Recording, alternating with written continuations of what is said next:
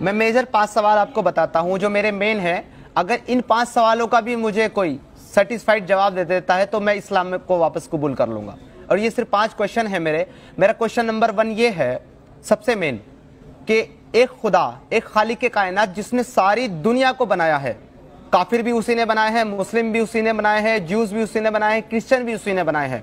वो अपनी किताब के अंदर ये कहता है कि सूरह यूनुस सूरह नंबर 10 आया नंबर 99 वो कहता है कि अगर अल्लाह चाहे तो सारी दुनिया को ईमान में दाखिल कर दे, तो क्या आप अब भी उन्हें मजबूर करेंगे कि वो जरूर ईमान ले आए? तो यहाँ पे क्लियर बता रहा है कि अल्लाह नहीं चाहता कि सारी दुनिया ईमान में दाखिल हो जाए। अगर वो ऐसा चाहता तो सारी दुनिया ईमान ले आती।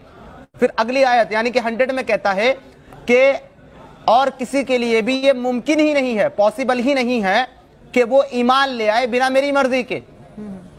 और हम लोगों के दिलों के ऊपर जो है मलामत डाल देते हैं, यानी गंदगी डाल देते हैं। तो यहाँ पे खुदा जो इतनी ताकत रखता है कि सारी दुनिया को एक उम्मत बना दे, यानी कि सबको मुसलमान बना दे, वो नहीं बनाता तो वो फिर किस तरीके से अपनी मुस्लिम कौम को ये हुक्म देगा कि तुम लोगों के साथ जंग करो जब तक वो इस्लाम कबूल ना कर लें? ये अपने आप में कॉन्ट्रडिक्शन नहीं लगता आपको?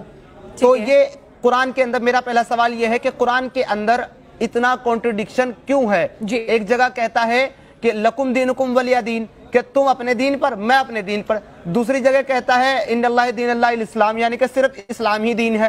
तो अब कहा जाएगा जो अपने दीन पर है उसका भी दीन इस्लाम, जो मेरे दीन पर है उसका भी दीन इस्लाम, तो दोनों का आना वही है।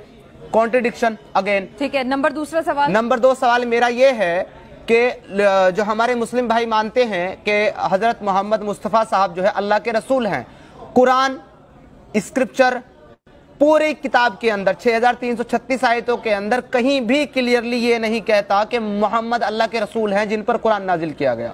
पूरी किताब में कहीं नहीं कहता, लेकिन लोगों का ईमान है, लोगों का यकीन है। अब ये ईमान और ये यकीन कहां से है जब आप साबित नहीं कर सकते कि मोहम्मद अल्लाह के रसूल हैं? अगर कोई ये साबित कर दे मुझे स्क्रिप्चर से कि मोहम्मद अल्लाह के रसूल हैं तो मैं इस्लाम कबूल कर लूंगा।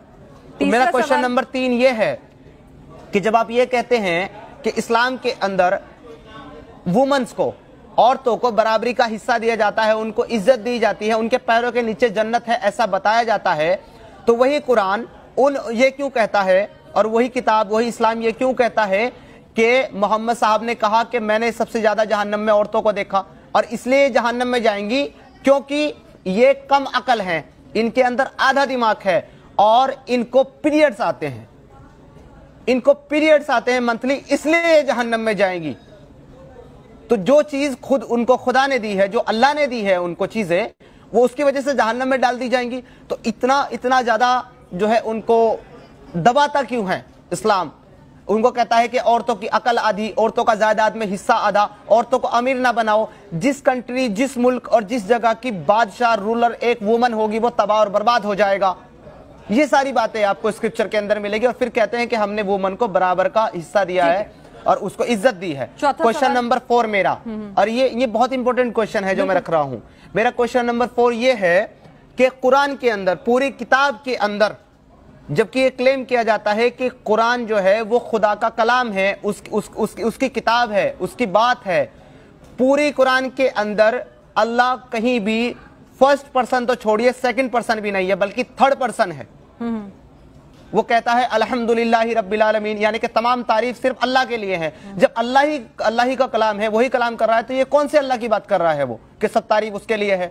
और वो आगे कहता है अल्हम्दुलिल्लाहि रब्बिल आलमीन और रहमानिर रहीम मालिक यौमिद्दीन इय्याका नअबुदु व इय्याका नस्तईन, यानी कि तू मुझे सीधे रास्ते पर चला, उनके रास्ते पर जिनको तूने कामयाब किया, ना कि उनके रास्ते पर जिनको तूने बर्बाद किया या गुमराह किया। ये कौन सा अल्लाह है जो खुद दूसरे अल्लाह से दुआ कर रहा है कि तू मुझे सीधे रास्ते पर चला? तो यहां पर अल्लाह थर्ड पर्सन है। अल्लाहु ला इलाहा